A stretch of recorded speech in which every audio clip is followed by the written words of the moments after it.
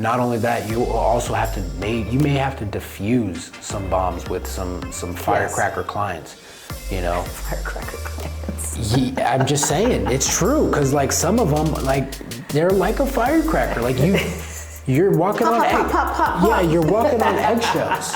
It's I don't like that's the best way to explain it. Truth. That's communication right there. Yeah. Like,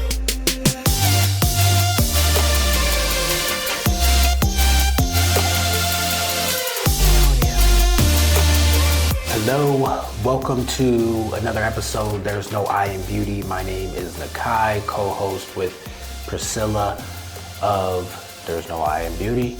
And on today's episode, we are talking about how you can leverage and use the nail industry as a trampoline, as a launching pad to achieve anything else that you want in your life. Whatever future that you have envision for yourself, you can use the nail industry as that launching pad and achieve whatever you want. And so we're just gonna jump right in and we're gonna jump right in and talk about the skills that you learn by being in this business. And the first one that came to mind was communication. So you really do, you know, the longer you're in this business, you get really good at communicating. And the different scenarios, I'll name just a couple, the different scenarios where you can really hone in on your communication skills is when you're communicating with clients, whether you're having a conversation while also paying attention to your surroundings and seeing if that conversation is not offending people in your area. So you kind of have to get creative and shifting your conversation so that you're attending to this client, but yet making sure that you're paying attention to others around them. That's just one example. That's just a very, very small example. But the other example is learning how to explain your techniques to someone that might be new, especially if they have damaged nails, for example. You have to figure out how to explain your techniques so that they understand that this process is going to take time. And then it also kind of ties into the second point when it comes to communication, which is sales. But before we get to sales, you know, yes, you're selling a technique to a client for the client knowing that it's going to take about 6 months for them to get through an ugly stage of nursing their nails back to health. So that's another point of how you can really craft the way that you communicate to people. And I'm going to throw one more in really quick. Another way that you really learn communication is how you communicate within your place of work, whether it's with peers or with your supervisor, and just knowing how to essentially, you know, carry yourself and how you communicate and how you are the person that you are. Right? That's not only verbal communication. It's also physical body language. Yeah. You know, because I mean, if you're walking in dragging your feet, well, I mean, chances are that speaks louder than words. I mean, come on, who would want to be around you? Who would want to pay money if you're doing that? I wouldn't. But I mean, like the communication goes. It goes deeper than just the words. So much deeper than just the words, right? How do you also, like, you're gonna learn how to make clients feel welcomed and appreciated, calm, appreciated.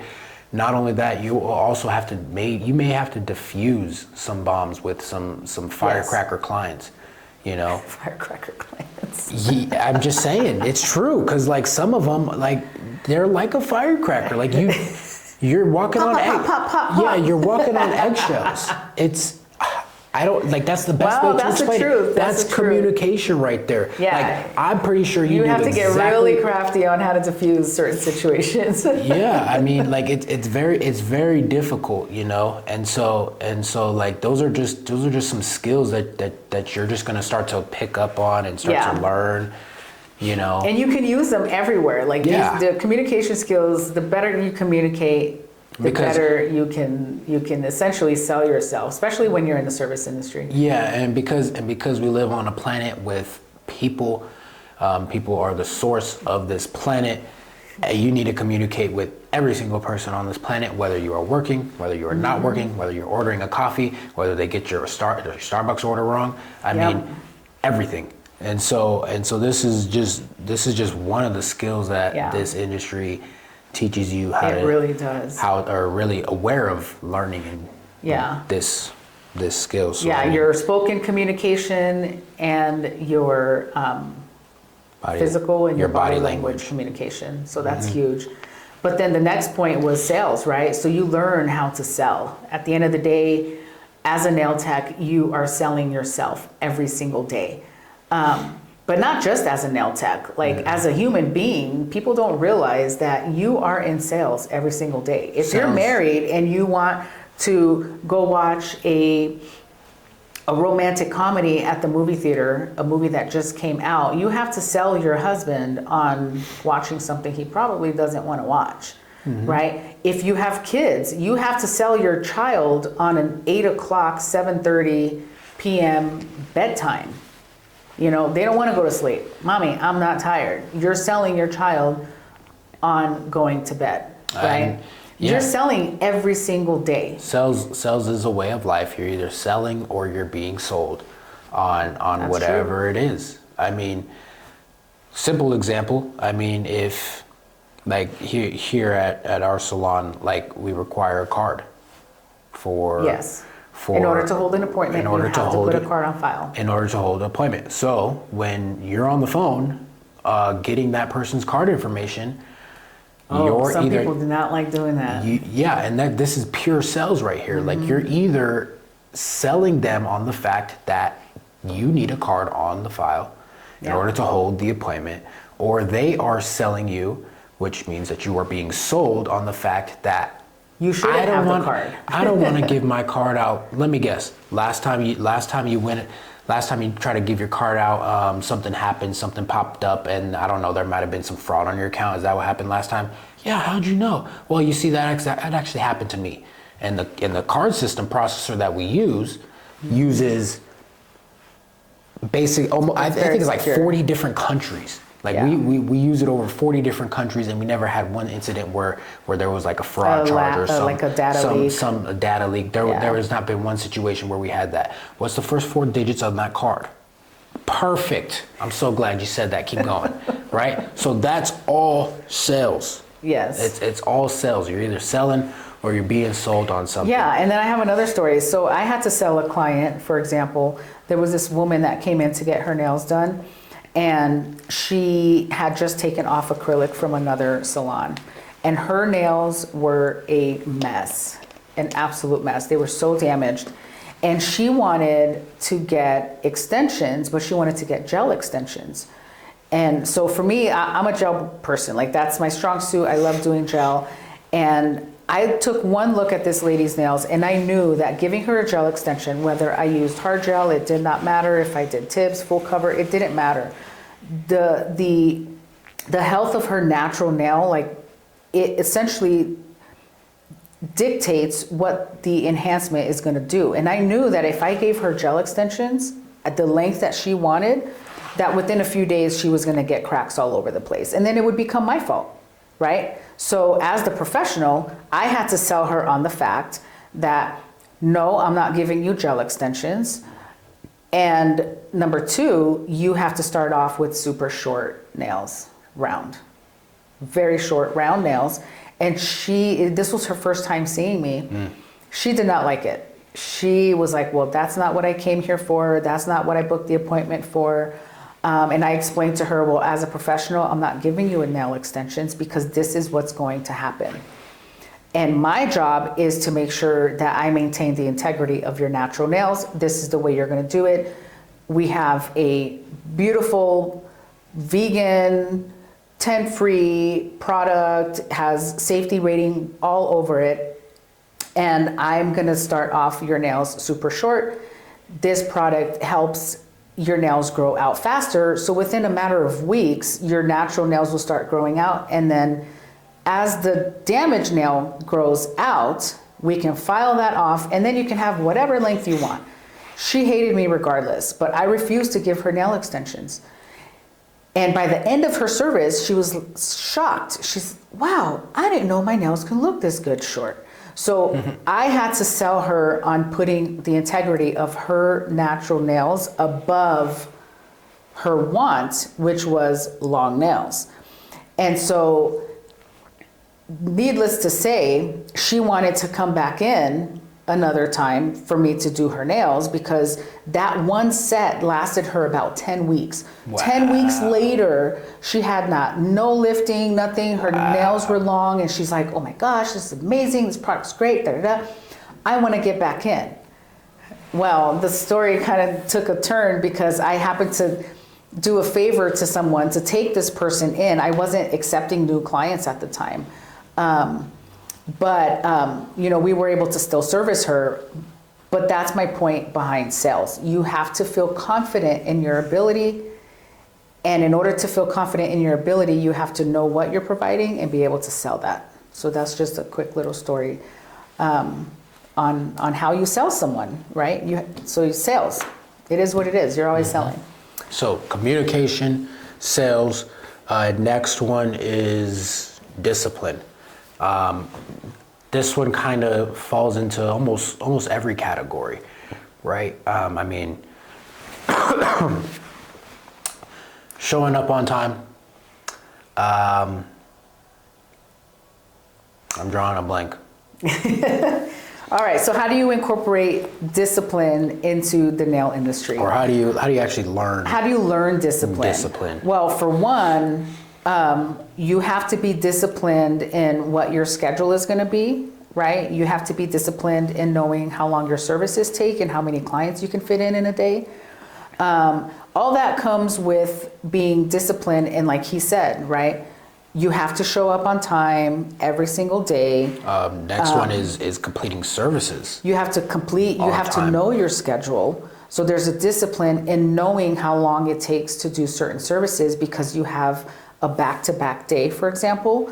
If you know you have an hour and a half to do a service or an hour to do a service, to keep it simple, and you know you have a 10 o'clock service, your next client comes in at 11. You have to know exactly what you needs to get done for you to provide a good service to the client while still maintaining your time so that you can properly service the next client on time. Yeah, and then there's a discipline in that. Yeah, there's also the spot like between discipline and then the sales and the communication where they all tie in together, because some client may come in and they may want some crazy hand-drawn detailed artwork, but they're only scheduled for whatever service, not art. And then you have a client right afterwards. Like, you need to be disciplined and stick to your guns, knowing that, like, hey, I can't do this art right that you want. I can't do the art that you want, but maybe you can do it on an accent nail, right? You do that on an accent nail. You sell them on customizing that art that they want, so that you're getting what you want, which is, I need to get you out of here by 11 o'clock. But yet selling the client on customizing that service where the client feels like they got what they wanted, you got what you wanted, it was a win-win. Yeah, right? And that came through sales, communication, and discipline. Yeah, and you're disciplined enough to not get thrown around and thrown off your horse as to what like what the client wants. Like, you're just getting... Yeah, because then you run behind. If you start your day, for example, in my experience, if you start your day and you're running 10 minutes behind on your first client, chances are you're going to run 20 minutes behind on your second, half an hour on your third. Like, it takes a minute for you to catch up, if you can even catch up.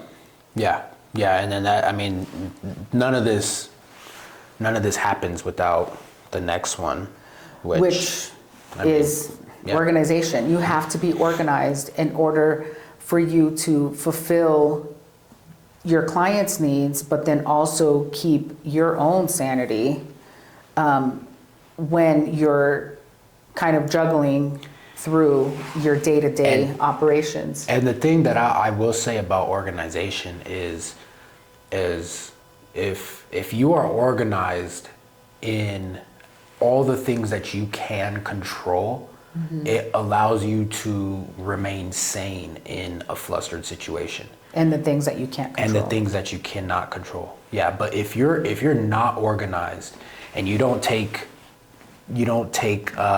basically advantage of the things that you can control, like being set up for your client, or having all your tools readily available, having everything all set up ready for you to go. If you don't At arm's length, even. If you don't take advantage, if you don't take advantage of those in a situation where a client may want something or whatever, like they may want a water, and then you got to kind of somebody might be late. Like we've had situations where like a client comes in and they have a cup of coffee and it like spills everywhere. Now you're spending 10 minutes, 15 minutes trying to clean everything. And you get really flustered and you're like, oh my gosh, you opened up your drawer. Oh, I forgot. I had to fill up my paper towels. Now I don't have paper towels. Now I can't clean this. You don't have gel liquid, and now you can't. Oh man, it can get pretty chaotic. Quick. So you can help determine how well you handle flustered situations with being organized. Keeping your drawers organized, knowing where all and clean, right? You're in a nail salon, there's going to be dust everywhere. One of my pet peeves is when I walk around the salon and I see drawers that are open. Don't keep your drawers open. You're filing color and you're like the first several minutes of your service, you got all these little dust particles going everywhere, and you have all your drawers open, and all these particles are going inside your drawers. Don't do that, right? Keep your drawers closed, keep your stuff clean, make sure you have enough files that is gonna get you through the whole day, enough buffers, make sure you have enough wipes and the duster and like the canned air and paper towels. Just make sure you have everything that you need for the day. And the best way to do that, to stay organized, is to be disciplined that when you're done for the evening, before you go home, don't just grab your things and leave. Like open up all your drawers and make sure you're ready for the next day. Set up your station for the next day, right? Have your mask there, have your implements there, your towels, your paper towels, like set up as if the client is walking in. You never know if you're gonna run into traffic, if something's gonna happen, maybe you have a little mishap, like you have your child sick and it took you longer that morning to find somebody else to take care of your kids, so now you're running a little bit behind. Now you're starting the day with a little peace of mind, because you know that you took the extra 5 minutes the night before to make sure that your first client station was set up. Yeah, not only that, I mean, and it makes your days move efficiently, smoother. You're not wasting 5, 10 minutes getting ready for your clients in between clients. Yeah. Right, which means that you could get your clients in quicker, get them out faster, right? Which of course clients love getting in and out with the quality service. So then you can tip more. Like there's just so much that kind of banks onto this. And it goes into the next one, right? The next one is kind of two words, right? Customer service and efficiency, to me, kind of you can blend those two words together. If you're efficient in the service industry, to me, that's a way of providing customer service to a client. So customer service, like everybody has a customer service voice, right? So we're talking here, we're natural, we're whatever, it's a calm environment and we're kind of laid back. But I guarantee you when that phone rings, it's like, oh, thank you for calling, right? So everybody has that customer service voice, and you have to have that customer service voice. And I don't know if you've heard the saying, but when you pick up the phone, like smile before you start speaking, so that it helps with that customer service voice. But customer service is really, really important in the service industry, because at the end of the day, like that's your job, is to provide customer service to your client. Think about how frustrating this is. You call somewhere, right, and they're super nice on the phone, super respectful. They get you all the answers that you want. They handle you very, very lovely, and then you go into the space and then you're treated the complete opposite. Right? Yeah, so like you're standing there and nobody's looking at you. Nobody looks at you. Nobody greets you. Somebody's sitting in the back on the phone. Like, and you're just like, that's not. Where's the person that picked up the phone? You know? Exactly. Yeah. So trying to maintain the customer service through every single client interaction, when they come through the door, when they call on the phone, when they leave, when they're ready to leave you a review. the whole nine needs to have the same level of customer service, which again in turn helps with tips, helps with retention, helps with rebooking, helps with reviews when they leave for you. Like that's the whole scope. That of really customer should have been service. the top one, is customer service, right? If you are providing great customer service, that means your communication's on point, your sales skills are on point, that means you're disciplined and you're organized. So if we're putting those in order, it should go in that order. The next one, I would say, I would say those can kind of be together. What? We're gonna do these two. Yeah. Do you want to save those for last? Yeah, those can be. Let's together. save those for last. Let's talk about management, right? So one of the skills that you learn in this business is management. And what I mean by management is you learn how to manage yourself in an environment that can be very fast-paced and sometimes stressful. You learn how to manage your emotions. You learn how to manage how you speak to people. Time management. But you also learn management in the form of, the day-to-day operations, right? You're learning how to pick up the phone. How do you talk to people on the phone? How do you manage your day? How are you booking clients? You're learning how to pull reports, right? What do your numbers look like? What is your goal that you want to make this week? Like, you're learning how to read reports. You're learning how to put management in a frame of thought of how can I manage my career so that I'm getting what I want out of it. Does that make sense? Yeah, no, it does make sense. Kind of managing everything around the industry. So like everything kind of but the nails. Yeah. Right. So like, let's see, managing, like you said, like reports. Yeah. Managing. If you work for yourself, like you're managing your income. You're managing your finances. Your finances, your expenses. You're have managing to keep, you're keeping inventory. You're keeping inventory. You're ordering your supplies, right? How long, when you order supplies, how long does it normally take for that order to come in, right? If you waited too long to order, is it going to get here in time for you to have what you need to do your services? So now you have to be very disciplined and organized in when you place your order. Managing your polish. Are your polishes low? Yeah. There's a lot of management skills that go into it. Yeah. And actually, one that we left out is marketing, but we can do a whole episode on that one. That's fun. That's fun. But the last two, I'm gonna maybe, to me, I can combine the two, but these two skills to me is very important, which is why I founded my nonprofit called Passion Story. Because I've found over the last, just over a decade, I've learned that in this industry, as a nail tech, there's something about this business when you're servicing clients, especially if you come from a history of trauma, where you're able to find and build confidence in yourself.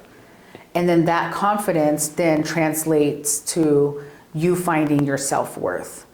And this is where I can spend hours talking about this topic. I do go into a little bit about it in my book, but these two are huge, right? Because with confidence and self-worth, when you have that self-belief, everything else just kind of comes with it. Yeah, I mean, the more that you do, the more that you can do. So like when you pick up the phone and you've never answered the phone before, and then you answer the phone and then the client was like, oh my gosh, you were so nice. It was so awesome talking to you. Like, it's those self-assurances, right? Oh my goodness, like, I love chatting with you during the appointment. I mean, you did such a wonderful service. Yeah.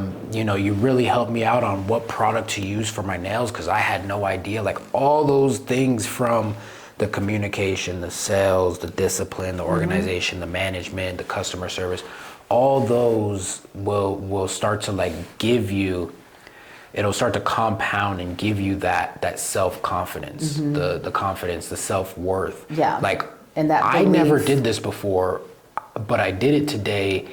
Man, that did feels it. good. I actually did it. accomplished something. You know, I like you did it, and then now you have more confidence in yourself. Yeah. So now that you have more confidence to go do bigger, slightly scarier things. You know, to have the belief that you could do more. Yeah, and I'll tell you, like one of my favorite things to see when I hire someone new, they're going through the training program. They're very quiet, very reserved, and you start kind of seeing them. They're like a little caterpillar, right? Then they go into their little cocoon. They don't really want to talk to anybody. They're like, oh, this is all new. I don't like change. Then they start coming out of this cocoon, and you see the butterflies, right? You see the self-confidence coming in. Like one of my favorite things, and I kid you not, this has happened with 100% of the people that I've trained. They always have that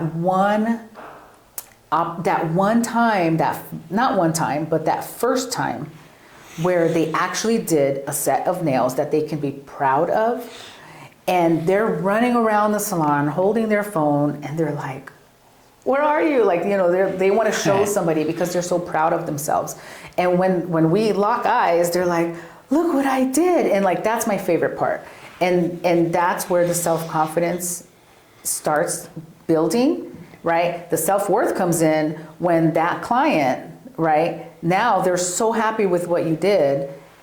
Then it translates to them rebooking when they have their first client that rebooks their appointment. Dude, they're like, oh my gosh, like that person wants to see me? Like they want to rebook with me? And it does something to your psyche. And that's like my favorite part about this industry is seeing how people change through the course of them building relationships. It just makes me feel good to see it. That's my favorite part. Yeah, and then of course if you want to, you know, branch off into another industry, into another space, into something new, right? The thing is like you don't lose the skills of communication or sales, discipline, customer service. You don't lose the self-confidence, right? It only grows. Like, you know, even if you have low self-confidence, as you start doing some of these things, like you start to build. And then, like I said, the more that you're doing, the more that you have the ability to do. And and I'm gonna touch on this too. So there's a high percentage of people that come into this industry, and they start off very young, right? I actually came in way later in life, but you have a lot of like seniors in high school, right? They graduate school and they're like, oh, what am I going to do with my life now? I don't really want to do the college thing. What am I going to do? So there's actually, I don't know the exact percentage, but there is a higher percentage of people that are coming straight out of high school. And nowadays, right, with us being like this, now I'm going to age myself, we lost the art of this, having a conversation and talking to someone, making eye contact, knowing what to say, knowing how to answer phones, knowing how to be disciplined, knowing how to be organized, all those things. So if you're coming into this industry at 18, 19, 20 years old, you're gonna need all of these skills in anything else you do in life, right? And the cool thing is that you're able to learn these skills while doing something fun, like polishing nails. Something right? you Shaping, enjoy. and it's creative, right? So you're able to kind of lose yourself in this bucket of creativity while subconsciously you're picking up all these life skills that you didn't realize that you can pick up on. Yeah, it's well said. So I mean, just to recap, I mean, these are only some of the skills. Yeah, there's right? so many more skills that go with it. These are only some of the skills: communication, sales, discipline, organization, customer service, management, self-worth, confidence. I mean, and then we haven't even jumped into if you are working by yourself on your own. And Yeah, it is that's- your own business. Like, I mean, we kind of touched on it. Yeah, now you got marketing. You got marketing. You got branding, because you have your own personal brand that you have You to got sell. branding. You've got operations. You got like we said, like the People, reports. You have to learn people skills if you want to People. hire employees. Yep. If you wanna hire, if you want a partnership with somebody Yeah. or partner with somebody to create something, like there comes back to skills of Yeah. the sales and the communication, all the things in like the business side of things that like we didn't even touch on. But listen, if you are a nail tech and there is a certain skill that you've learned and you've become really good at, put it in the comments. Like, tell us, what skill did you learn? That way these newbies that are coming up, right, they can see for themselves that like we're not just throwing words on a page, on a piece or of paper, you know, and then talking about it in front of a camera. Like, these are literal life skills that you are learning. And I know for a fact that there's hundreds of nail techs out there that have built some sort of life skill through this industry, but we just don't really talk about it that often. So if you're a nail tech, if you learned a life skill that you feel really passionate about and you want to teach and show people that you've learned it, put it in the comments and tell us what that was. Yeah, maybe next episode we'll shout some of them out. Yeah. You know, we'll shout some of those out that may be on here or may not be on here. Maybe it's not, you know. Yeah, so just be aware of that you can take those skills, use that as the launching pad to launch you into other industries, other visions, other things that you see yourself doing in the future, other dreams that you want to accomplish. That is what the nail industry can do for you. So That stepping stone. Yeah, if you don't have a starting point and you're somewhat interested in doing something like nails, jump in, do nails, learn the skills, and then use that as the launching pad, like I said, to take you into whatever you see yourself doing. Like I like to use the analogy of like a massive stepping stone, right? So like if you're trying to cross like a body of water and you have a stone in the middle, right? You have to take a big leap, right? To put one foot on that stone, right? Then it takes that takes a level of faith, right? Then once you're on that stone, next you have to take another large leap to get onto solid ground, right? So if you're 18, 19, 20 years old and you like nails, be a nail tech. Learn these skills, really hone in on your creativity. You'd be shocked when your mind gets into a creative state of mind, like when you get into this creative space, you actually retain a lot more knowledge than you think, right? And that's science. Like I'm not just making this up. Yeah, right? no, psychologically. So it is a massive psychologically. Yeah, like it does act like a big stepping stone. Yeah, psychologically. I mean, creatively, you learn the art of creating something creative. Like I said, yeah, like even like when you're a artwork. kid, like kids learn when they play. Why do you think, as a toddler, they make all these cool games? It's a game. But they're actually learning something. Yeah, right? But so creativity, you learn. Yeah, but true creativity is actually the connection between thoughts, ideas, concept theories, artwork. Like it's basically connecting everything that you experience, and that's what true creativity is, and that's what the industry can do for you. It really does. It did it for me.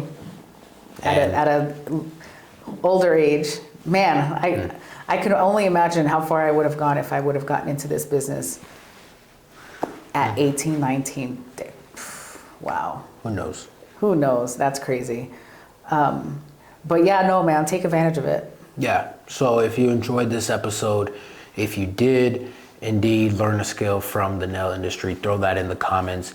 Go ahead, comment, make that comment, subscribe to the channel. We come out with this every single Monday, a new episode to help you make your success easy in this industry. giving you all the tools, knowledge, mindset, tips, tricks that you may not have considered, giving you a different perspective on all of the things in the beauty industry. And then giving you the confidence to leverage it. Giving you the confidence to leverage it. Again, my name's Nakai. This was Priscilla. Book Unraveling Passion, Confront Your Past to Find Your Future will be linked down below. So will our socials. Trying to think anything else. No, I mean, and look, to talk a little bit about this, like this is basically the story of my life and how I ended up leaving a long time career in property management and ended up being a nail tech. And how the course and what this industry did for me as a person, as a woman, as a mom, what this industry did for me. And it basically gives you a glimpse of how I found and unraveled my passion, but then also how I found my purpose through nails. And it gives you a little glimpse of what's essentially coming and what my next phase of And what we're actually building. And what we're building. Like this kind of goes into it. And so you guys are really just tuning into the very beginning stages of something massive that is going to change the culture of this business. And so that's what that book essentially talks about. Yeah. And so with that, we'll just end with there is no I in beauty. Do not approach anything as a me, as I, as me, I. Because you are living on a planet full of people, so you are not meant to do it alone. If you were, you'd be by yourself alone on this planet, which you are not. And so that's true. So don't approach anything on your own. You can actually go farther, faster together. And so again, there's no I in beauty. We will see you in our next episode. Yep. That's good. This was a good one. I had fun with this one. Yeah, it was fun. More fun episodes coming. Also trainings as well. So make sure you're subscribed. We'll see you in the next episode. Bye. See ya.